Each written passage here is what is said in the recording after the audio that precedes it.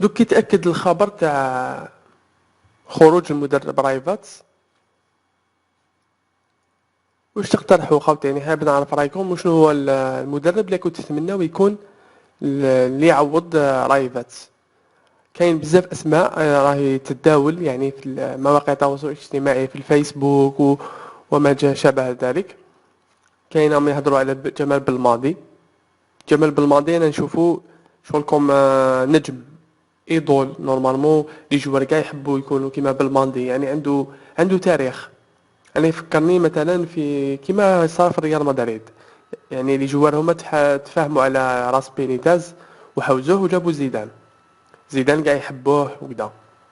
انا نشوف بالك الامور تتشابه من هذه الناحيه. لو كان يجيبوا بالماضي نورمالمون جمال بالماضي يكون شخصيه محبوبه، يعني ما كاش لي ناس اللي ما تحبوش ولا، سواء في الانصار ولا سواء من جهه اللاعبين. هذا واش نشوف. كاين ايضا بوقرة يقدر يعني مثلا يكون مساعد بالماضي ولا، وانسان عاقل وعنده يعني شخصيه ومحبوب ثاني عند لي جوار عند لي سيبورتور. ربما كاين ايضا اسم يتداول بقوه عند الانصار. على كل حال حنا ما نعرفوش في الفيدراليه واش راهم يخموا، وانا يعني شاطرهم الراي. الخضر عجالي يعجبني بزاف، شفناه بزاف في يعني في التحليلات تاعو. كان في القناه الجزائريه وسواء في قناه الهداف، والان راهو في مولوديه بجايه مع سنجاق. هم دايرين مشوار رائع في كأس افريقيا، تأهلوا الله فينال. عنده يعني قوة تحليل قوية جدا، يعني يعتمد بالفيديو، يقدر يعاون المنتخب الوطني من هذه الناحية. مثلا يحلل المنافسين، يعني يكونوا طاقم فني موسع. كاين ايضا ماضوي هم يحضروا باسكو عنده خبرة افريقية. نقدروا نديروا مثلا 3 4 لي زونطرينور هكذايا، نديروا طاقم موسع كل واحد فاش عنده خبرة. لما لا؟ وهكذا. واهم شيء انا واش كاين هاد الاسماء 4 عطيت لكم بالماضي: بوقرة، الخضر عجالي وماضوي. اذا عندكم اسم اخر اطرحوه عليا في التعليقات نشوف رايكم نتوما. ولا بالك نتوما راكم حابين مدرب اجنبي ما على باليش.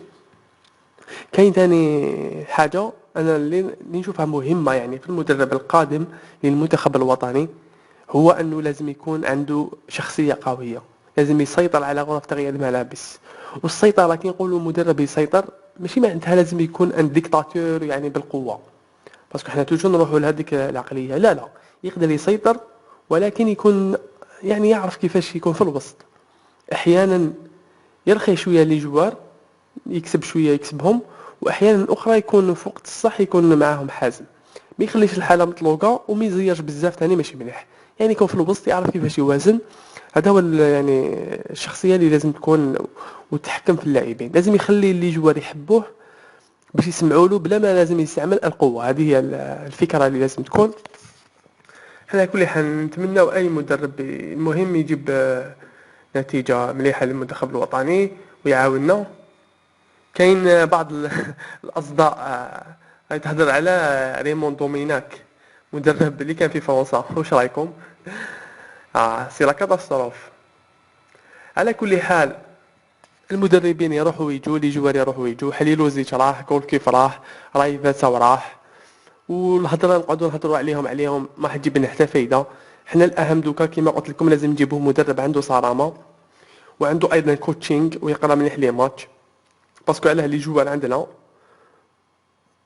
وشنو عندنا في لاطاك يعني الدفاع عندنا مشاكل كبيره. لازم مدرب اللي يجي ويحل هذا المشكل ايضا. هذه هي خوتي. انا نتمنى تعطوني رايكم في التعليقات مدرب اللي تشوفوه انتم مناسب. اسكو راكم داكور معايا في الاسماء اللي عطيتهم لكم. هذه هي. سلام.